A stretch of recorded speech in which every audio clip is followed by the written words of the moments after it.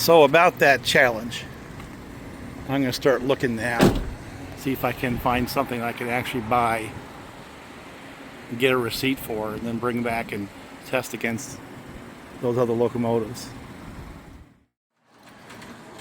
And this here might be a better layout to test the concept anyway, you know. It's got wider radius curves.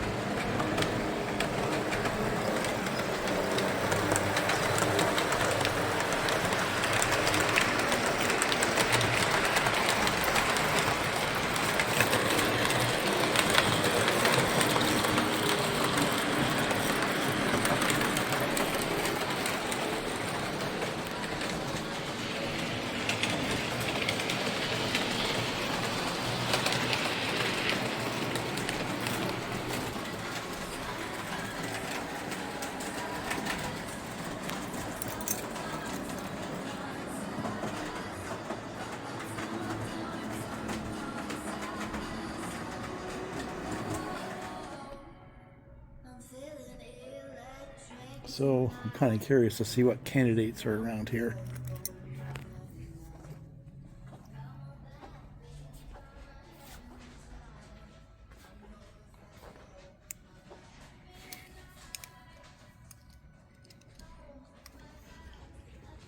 Hey, Walt. Hey.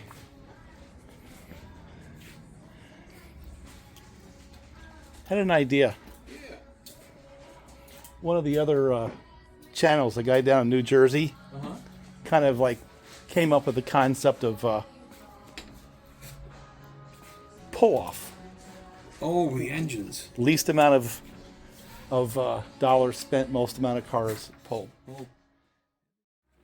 So, in addition to this little idea about doing a engine pull on cars, lowest cost, most cars, turns out we're doing a swap meet? Yes, a all-scale train swap meet here on August 16th. And this is just not all the tables. We have more tables here. First come, first serve. You give us a call at 607-218-6900.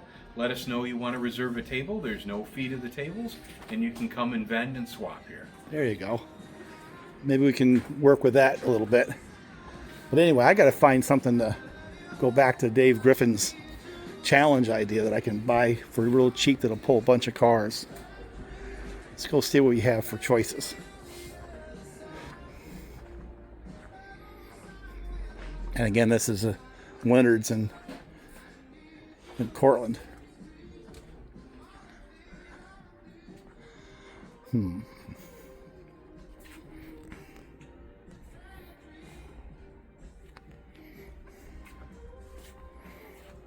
I know that would pull hard. So would that, because it's got two can motors.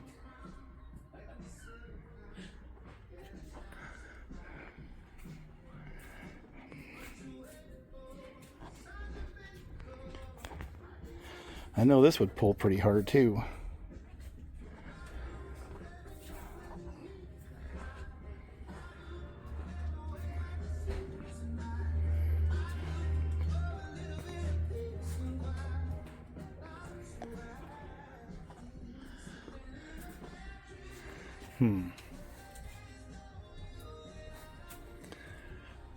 That would probably win too. Gotta come up with something.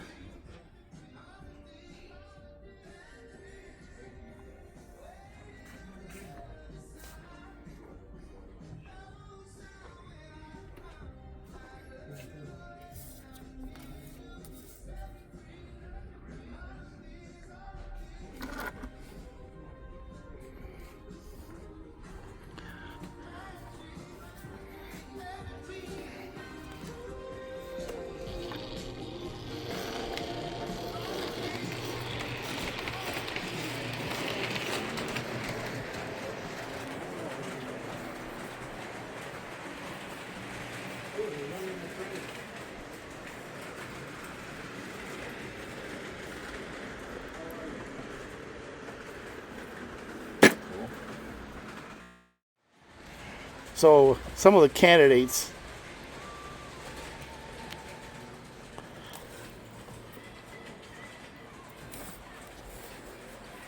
problem is if I spend a couple $100, what happens is it blows the ratio. You know what I'm saying? You know, NW2.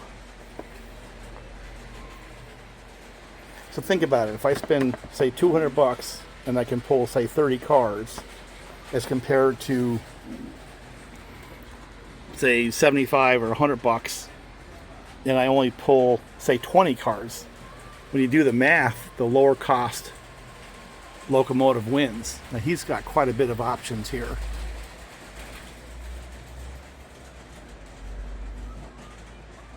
A lot of options. Yeah, see, there's $200.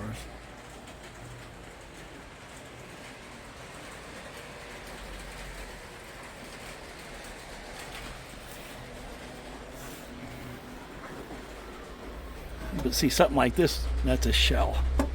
One of those kind of things could be a sleeper because the cost could be so low that the math works out when you pull, say, 15 cars.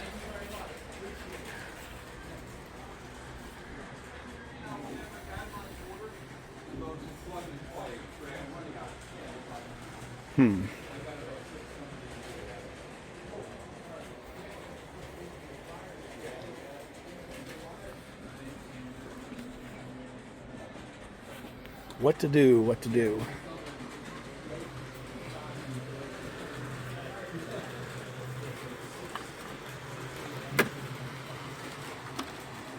$85.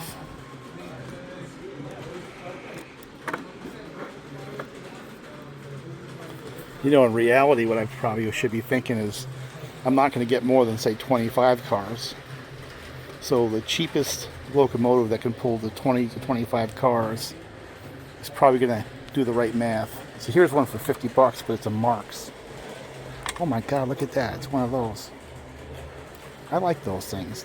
That's not going to pull any cars, but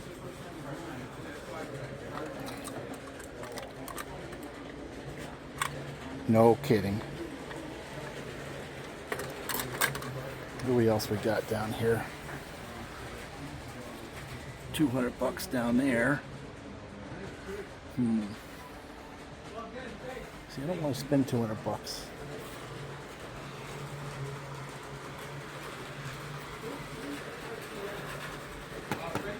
See, that might be a sleeper right there.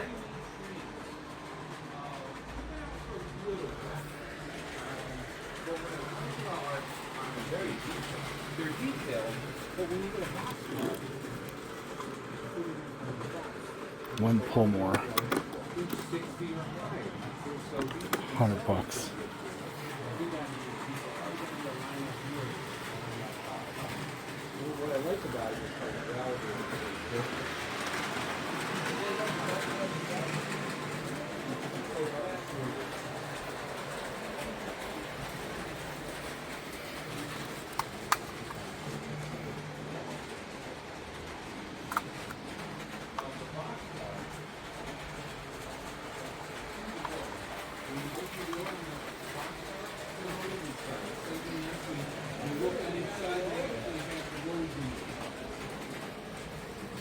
See, I'm thinking this is a sleeper right here.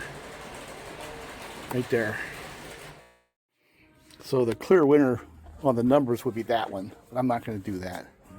I kind of want this one here. So what's the best you can do on that one there?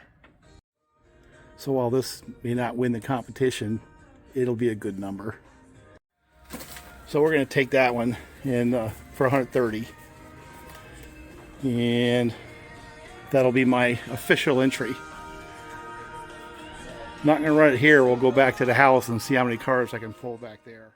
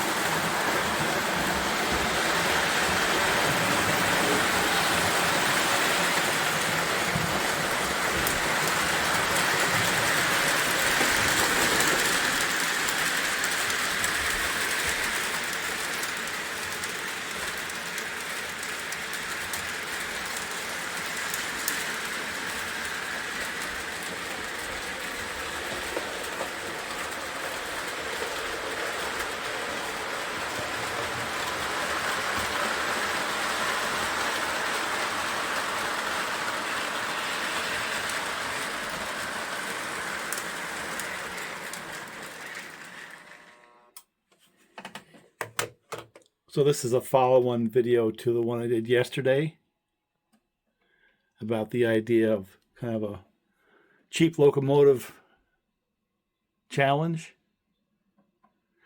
And I pretty much stated I believe this would be the ultimate champion, but it's not really fair. And what would be fair is actually spending some money in a store, doing a little bit of a train adventure and hunting for something that's cool. So in that spirit, I went down to Leonard's and bought this thing right here. I saw it on the shelf. Not sure it's going to be a winner. But here's my entry. My official entry. And here's my receipt.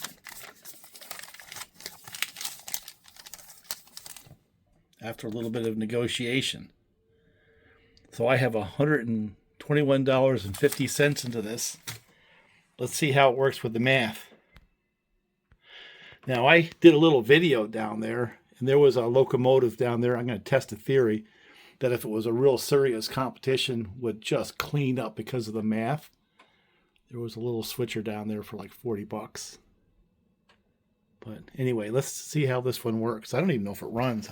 I know it's been sitting on the shelf there for at least a year.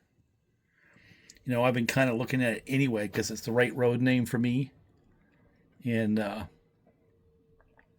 happen to like the switchers, the road name, and the Rail King series from MTH. So let's get it out of the box and put it up on the top track and see whether or not it can just pick up where this one left off. It's kind of rough way to start its life in the layout, huh? 20 cars right off the bat. So what all did I get for $121? Well, it's a Rail King SW-9 switcher. And has 2 flywheel quick motors. You can read that as well as I do. Weighs almost 4 pounds. And this one actually has the Proto, Chesapeake and Ohio. It's used, but in very nice shape. The one thing I can say about that store is they don't sell junk. You can see it's got some wear on the roller, so it's seen some time. My guess is I'll run it around a little bit, and it's going to need traction tires, PDQ. That would be my estimation. I don't see any places where there's damage or, you know, bent or anything like that. The lettering is all nice and crisp. Maybe a little bit of bent here, but for the most part it's in pretty good shape. Now the question is, will it pull cars? That's what we have to do here. And then how's it stack up? I'm not sure it's fair to start out with 20 cars.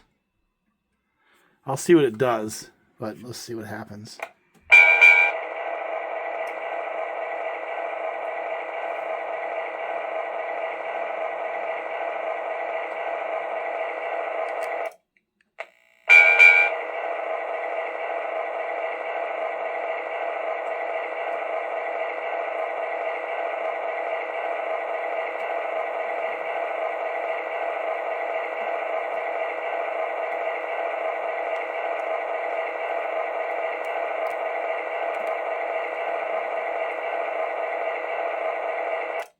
Well, it does nothing. Which probably means it needs a battery. Well, I'm going to assume that means it has a battery that has no charge. So I'm going to first try it just to see if it'll recharge the battery by letting it sit on the track at like 12, 13 volts and let it idle for about 10 or 15 minutes. And we'll see what happens. Just let it recharge. Because if it is just a battery, well, then we're going to let this thing run for a while and let it recharge completely. So let's see what happens.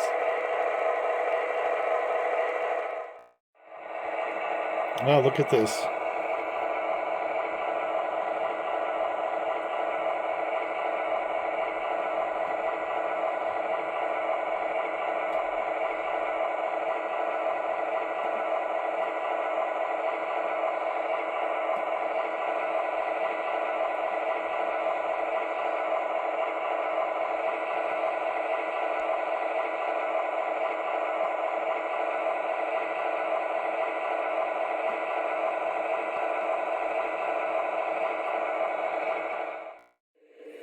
So I ended up changing out the battery, letting it charge up a little bit. I let it go for a couple hours with your battery head, made no difference.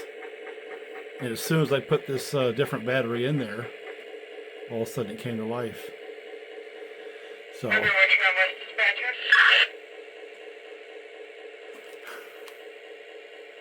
right, let me bring it down a little bit.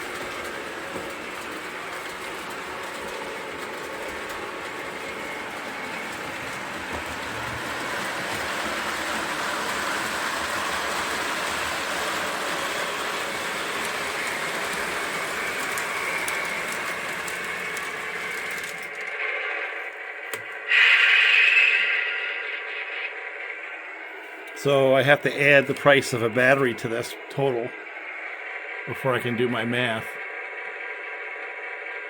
So I think I'll do that. Put the body back on. Well, unless this thing starts pulling more than 20 cars, I've got 0.146. It's gotten hammered by the K-line. Even hammered by the Alco, even if it can't pull as many cars. And more than hammered by less cars, but also less price. Look at that. By that formula. So let's see if we can make this pull some more cars. So that's where it started, just like that. The two bells and it wouldn't go anywhere.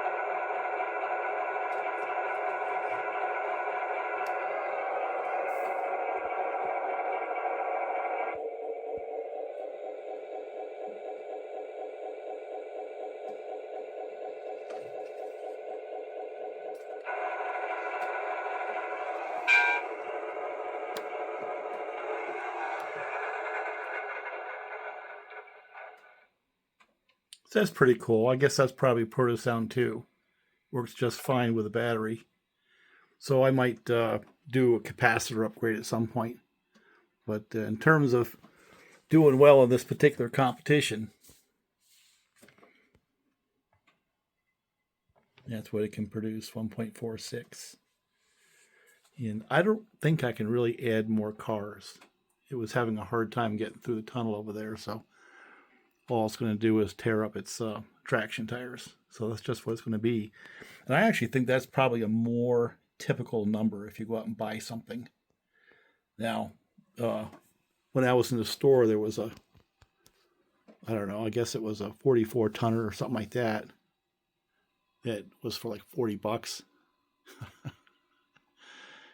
You know, if you do the math on that, that's going to kill even if it only pulls like 6 or 7 cars in terms of this particular competition. So anyway, there's my entry right there. Now I have a hunch that when I bring it down to Leonard's and their layout, I'll probably be able to pull quite a few more cars than this. This layout has elevation changes.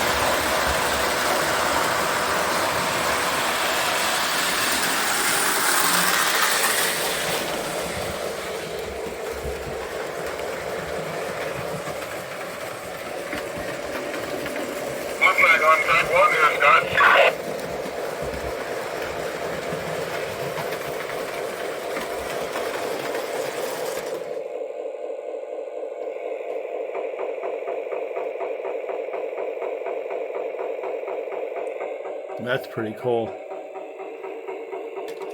Well, the coupler opened up on this.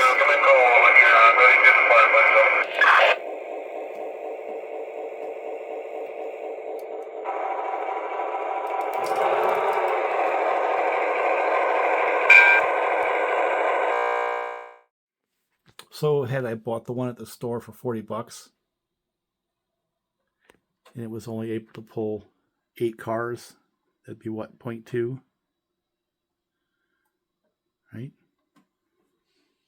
let me do the math.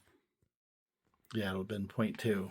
And that would put it right between 217 at 0.17 and the